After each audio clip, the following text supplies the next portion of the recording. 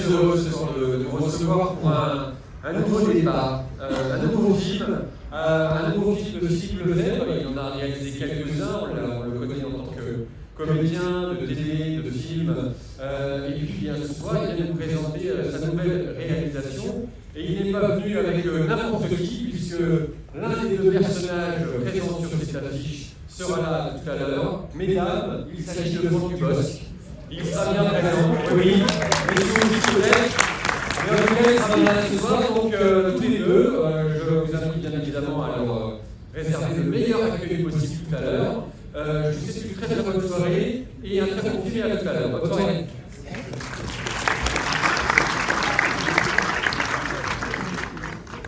À l'éternelle jeunesse de la femme que j'aime. 25 ans de boîte. Tu demandes un truc. À l'amour de ma vie. Bon, écoute, va chercher le gâteau et qu'on en finisse. Sensation de chaleur? Aucune. Vous avez pris un petit peu de poids. Bah donc c'est génial, vous n'avez aucun symptôme de la ménopause. Je vous demande d'accueillir nos invités, Philippe Lefebvre et Franck Dubosc, on peut les applaudir.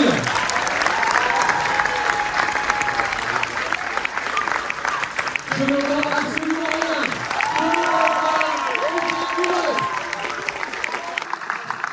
Merci de les accueillir chaleureusement sur la scène. Le lycée.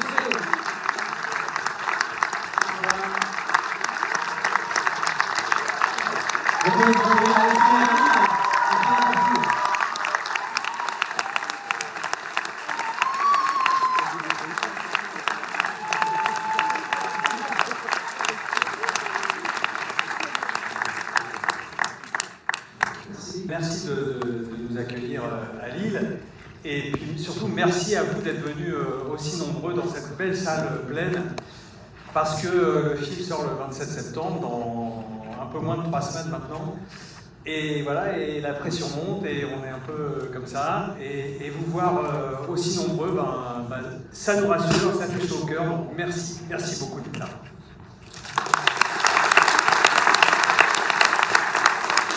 Aujourd'hui, c'est une date un peu particulière pour moi parce que je suis chez moi ici.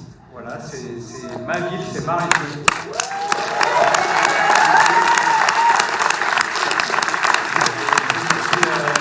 Et au lycée Pelleau, à quelques centaines de mètres d'ici. Et j'ai beaucoup à raconter des escalators de ce cinéma. Donc ça me fait vraiment plaisir d'être là. Merci.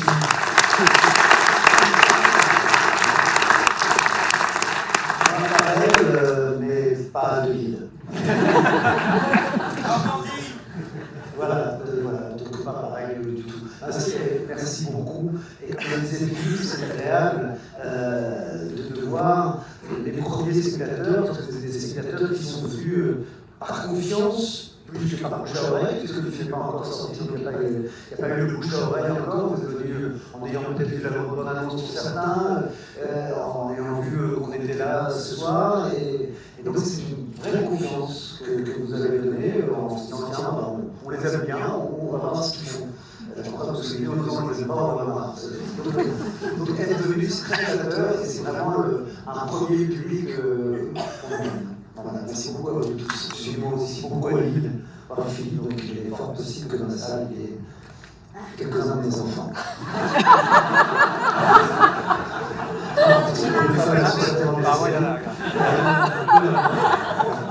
Vous n'aurez rien.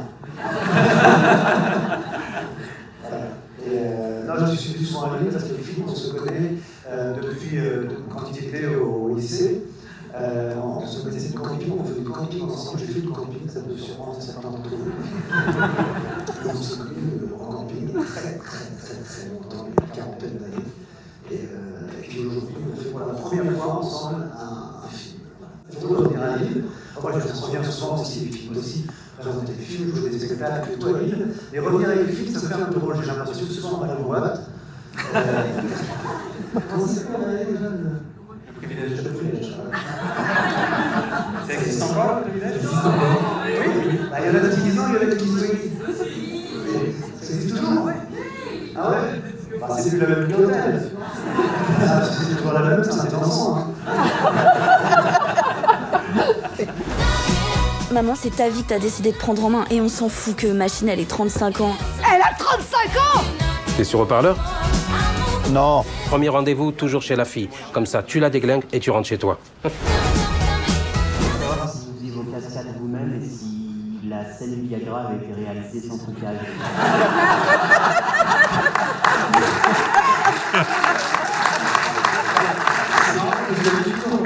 J'allais dire la même chose.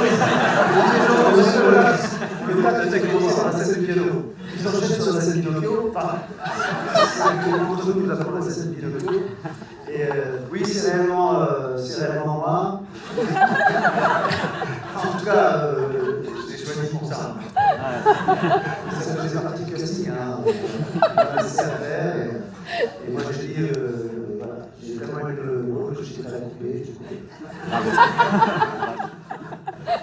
Non, alors pour vous dire, pour le petit truc, c'est du faux. Parce que c'est long de tourner, enfin, même que ce serait pas long, ce serait pas long. Ça, on fait des prises plusieurs fois et tout, et à un moment donné, donc on a mis les. Voilà, c'est un subterfuge, ça s'achète, hein, si vous voulez. Pour amuser des amis ou quoi, ça s'achète dans des magasins spécialisés. Ce qui est pratique, c'est que ça se pose sur les vitres. C'est blague, c'est que toutes les scènes, on rigole avec ça, mais c'est très sérieux. Et que Philippe, en tant que réalisateur, a dû choisir la taille.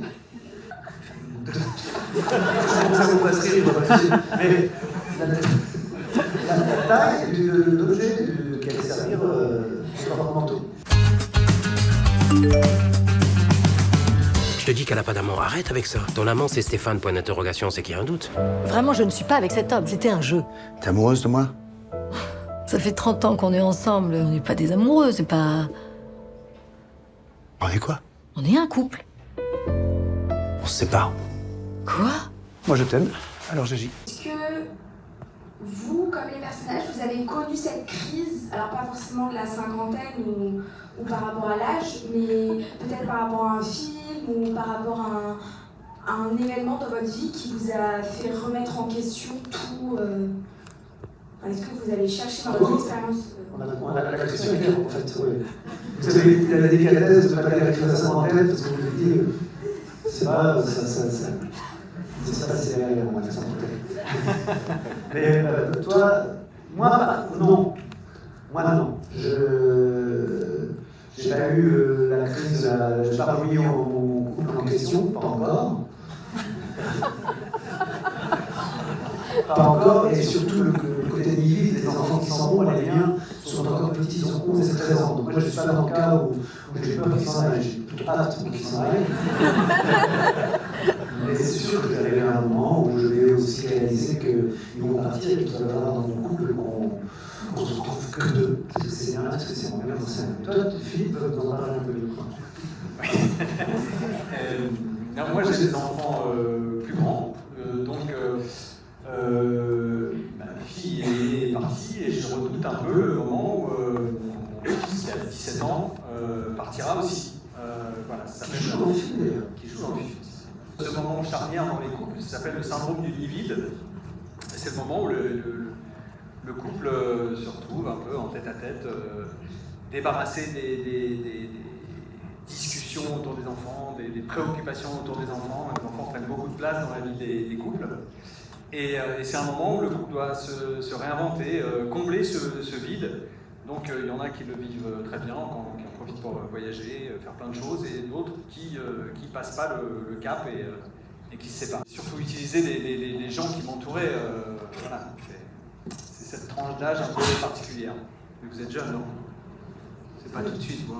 Oui, mais elle a peur de le dire, c'est ça. Non, mais ça n'arrive pas tout le temps. Hein.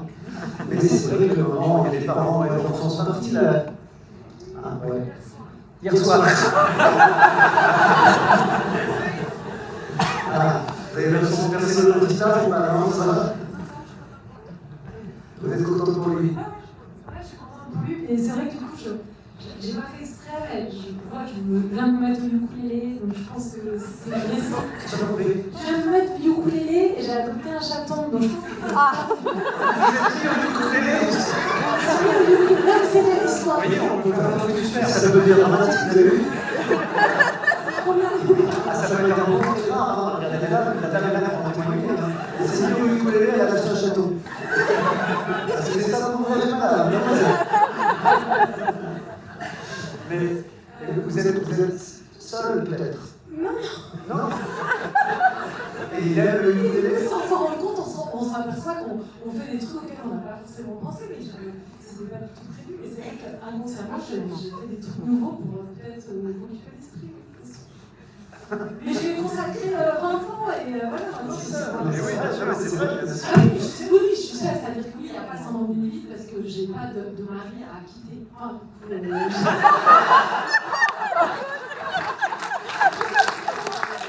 super, je suis très contente. J'ai apprécié que ça se passe sur plein d'années, plein d'époques. Ça vient. Parce que c'est un parti pris qui se voit pas forcément super souvent dans les comédies françaises. Donc c'est chouette. Merci beaucoup.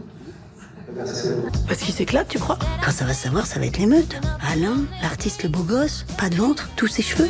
Je me régale. T'es venu pour manger. Oui. J'aurais voulu vous poser une question simple. Qu'avez-vous apprécié et détesté de votre personnage? Ah ce que j'apprécie rarement dans les films, l'homme est un peu la victime. Souvent, quand on fait une politique, quand on traite de cette fameuse crise de la cinquantaine, de la quarantaine, quoi, c'est l'homme qui part avec une jeunette et la femme qui souffre. Et, bon, voilà, c'est un peu traité de l'autre côté, ce qui arrive tout à fait aussi fréquemment, j'imagine, que l'homme, que ça va. Et j'ai aimé le fait d'être justement l'homme qui aime, l'homme qui n'a pas perdu son amour. C'est agréable aussi de ne pas être solo. Enfin, c'est pas dire que la fille est. Parce qu'elle a raison de partir. Mais j'ai aimé ça. Et puis après, mon personnage que j'ai détesté, ce qu'il faut savoir parmi les gars, c'est.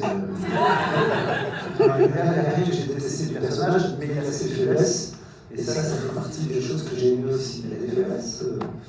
Et quand il tombe amoureux d'une autre femme, en tout cas, il n'a pas choisi forcément une jeunette ou quoi, il a choisi une femme qui lui va aussi, un peu plus jeune, qui lui va aussi. Ça, j'ai plutôt aimé le personnage. J'ai beaucoup aimé le personnage. J'ai l'impression que le personnage de Franck a appris tout le long du film à sortir un peu de sa zone de confort et que la vie n'était pas linéaire et qu'elle était accidentée, et c'est ça qui la rendait intéressante et vivante. Souvent, quand on vieillit avec la vie, on est un tout petit peu plus égoïste.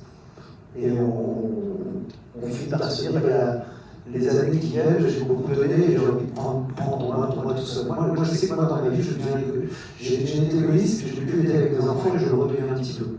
Alors, ça ne veut pas dire que je vais faire un enfant à une autre âme, mais c'est. Non, mais l'égoïsme se comprend un petit peu mieux quand on vieillit. Non? Si.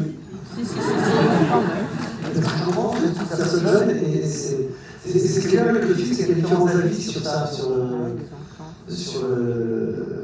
l'abandon, ou le fait de s'en aller ailleurs, ou tout. Et quand il y a une vie derrière, c'est autre chose. J'ai jamais vu le jour de la cheminée. Merci. Et la dame maintenant.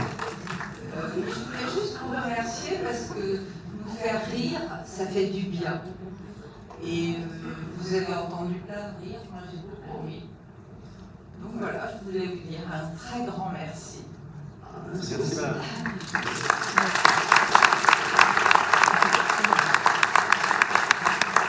Plus du côté de l'écriture, est-ce que c'était assez linéaire, où il y a beaucoup de scènes que vous avez décidé de supprimer ou pas de réaliser? Oui, beaucoup de thèmes, non, après l'idée c'était pas de faire une comédie exhaustive sur tous les états du couple, mais la difficulté c'était d'équilibrer, c'est d'avoir les deux points de vue. Attendez, j'ai dit non.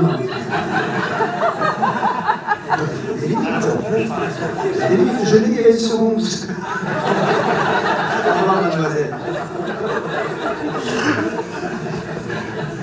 Je le referai plus. Là, c'est trop de personnes à marcher. Ouais, la difficulté c'était d'équilibrer entre Franck et Karine, Alain et Diane, pour avoir vraiment les deux points de vue en parallèle. Voilà, c'était vraiment la difficulté du... On ne peut pas s'occuper de vous uniquement. Voilà la lecture. Vous voulez le beurre, l'argent du beurre, et la crème, c'est ça? Je vais vous parler. On est en plein débat. Il est en train d'expliquer un truc très important. On a jamais posé une question. Vous décidez de vous en aller. C'est libre à vous. Vous avez votre vie. Vous décidez de partir. Devant les yeux de tout le monde. Tout le monde s'est dit, elle est gonflée. Mais comment vous allez demander une photo à l'artiste? On est où? Comment vous appelez-vous? En plus, Chanel. Où êtes-vous? Où êtes-vous? On est au cinéma à Lille. On n'est pas chez vous. Allez,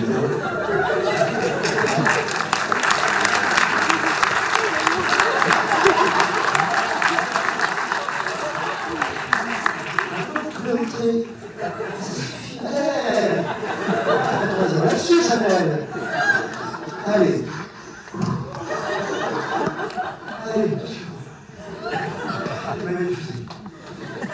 Je suis désolé. Je suis sorti de mes gonds devant tout le monde. La peau. Ah, c'est une question pour tous les deux. Oui. Et la réponse, t'as pas donné la réponse? Si. Oui, c'était compliqué, c'était haché. Hein. Il n'y a pas de thème que j'ai évité ou enlevé.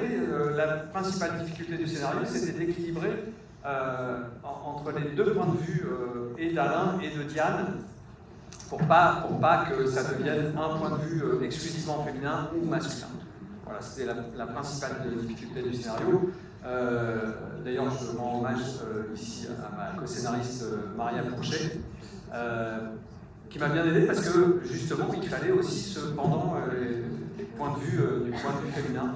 Et d'ailleurs, Maria, parfois elle est plus loin que moi dans la comédie, notamment sur un moment Clotilde dit je tuerai pour une levrette. Et moi je me dis t'es sûr de ça? Et elle était absolument, et voilà, donc on l'a gardée. Mais personnellement.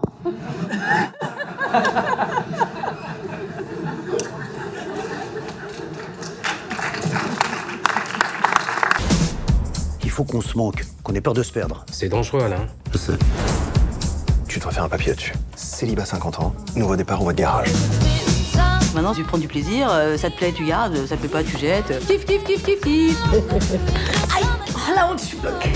Parce qu'il s'éclate, tu crois? Quand ça va savoir, ça va être l'émeute. Et je vais vous raconter un truc. Il y a, je disais dans ce spectacle, c'est une vraie histoire sur on tire à son cheveu. Bien sûr. Tout mon truc qui est drôle, c'est que quand il était petit, j'étais en spectacle, dans ce spectacle, j'ai fait dans le dernier spectacle que je vais raconter, mais c'est sur moi. Quand j'étais donc dans ma loge, à chaque fois, je téléphonais en FaceTime et il me faisait mince pour ton spectacle là-bas. Il disait, ma mère ne voulait pas qu'ils disent gros, ils avaient 5 et 7 ans. Et un jour, c'était un dit, papa, je peux dire le vrai mot? Ah, je l'ai dit, avec tout, et il regarde, il dit, merde, c'est pour ton spectacle là-bas. Et là, le petit 50, celui qui arrive, il dit, moi. Je dis, bon, allez, je dis rien, je peux pas dire non à l'autre. Je dis, alors vas-y. Et mon gars, comme ça, il fait, connard!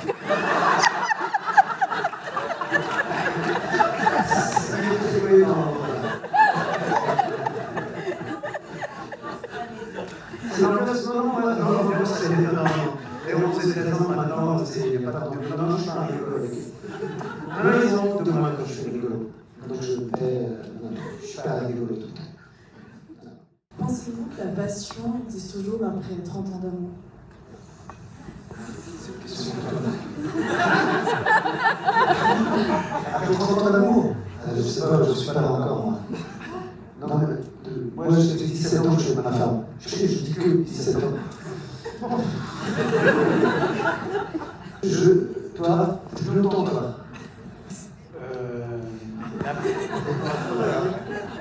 La passion, non, bah aidez-moi. Racontez un bel espoir, quelque chose avec des mauvais espoirs. La passion, non, mais voilà, c'est ce que dit Karine dans la séquence du bar. Voilà, c'est autre chose. On se connaît par cœur. Non, c'est sûr que main dans la main, courir sur la plage, ça, ça fait déjà 2 ans que je ne fais plus. Non, il y a des trucs. Pardon, tout truc. Bon, ça casse la passion. Ma femme va toujours dans des toilettes autres que les nôtres. Ça. Tu vas vraiment rentrer là-dedans? Vous êtes amoureuse, mademoiselle? Pas du tout. Non, on ne peut pas vous enlever l'honneur, cette envie de la passion. Maintenant.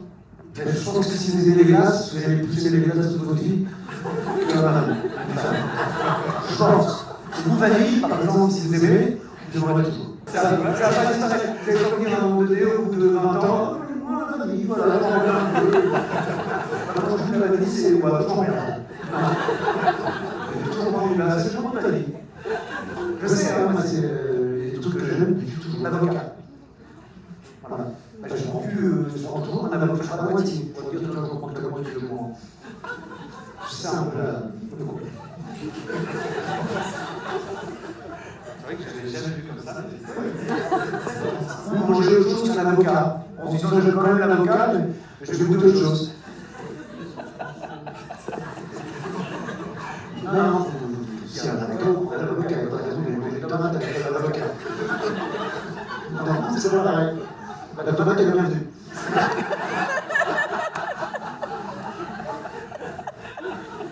Il n'est pas dit qu'il faut retourner à la tomate. Mais gardez bien l'avocat dans le frigo. Vous voyez ce que je veux dire, hein? C'est vraiment un excellent film. Je pense que vous tenez vraiment une comédie vraiment efficace. Vous avez entendu des rires, je pense, pendant tout du long. C'est, je pense, c'est la première fois que je rigole autant pour un film français cette année.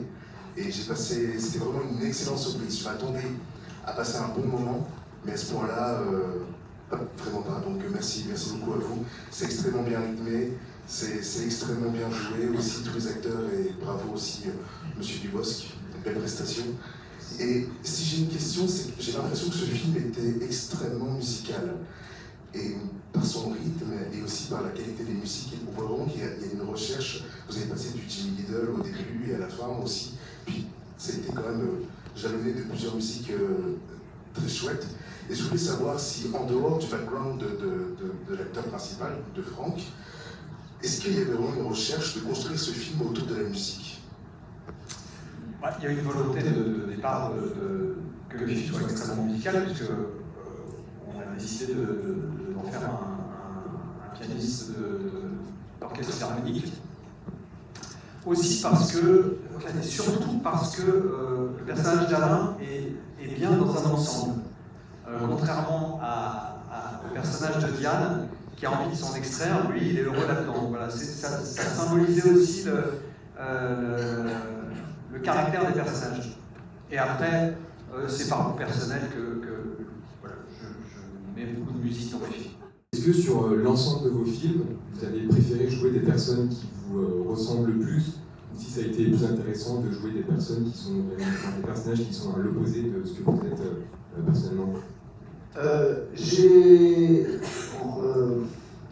J'ai tendance aujourd'hui à jouer des personnages qui, si ça ne ressemble pas, je n'ai pas cette vue-là, mais qui sont plus proches dans le jeu, en fait, parce que j'amène plus ou moins moi-même.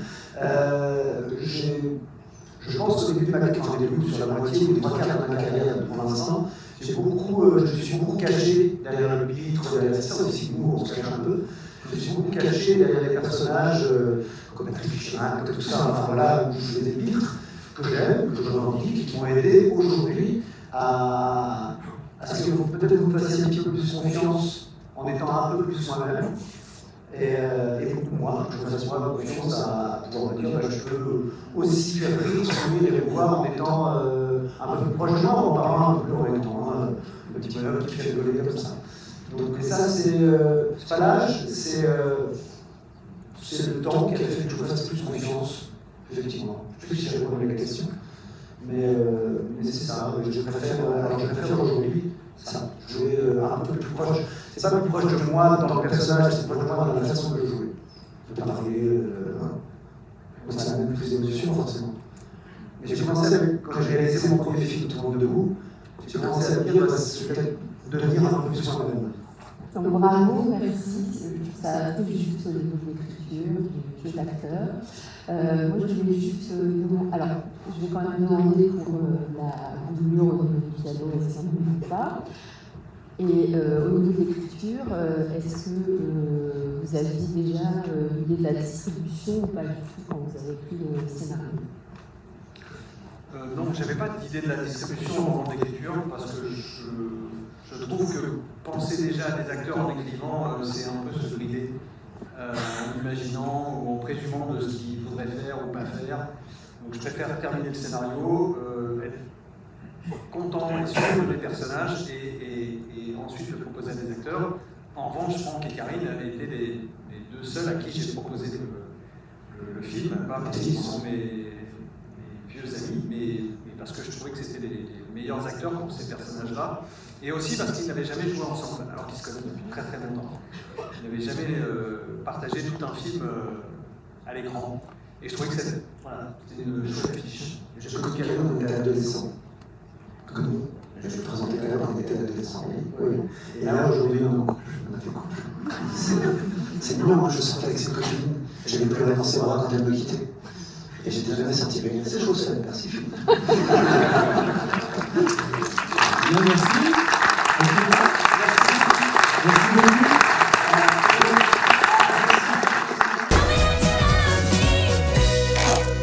mais tu plaisantes? Mais Thierry, tu vas pas me laisser comme ça! Thierry! Désolée, je n'ai pas compris votre demande.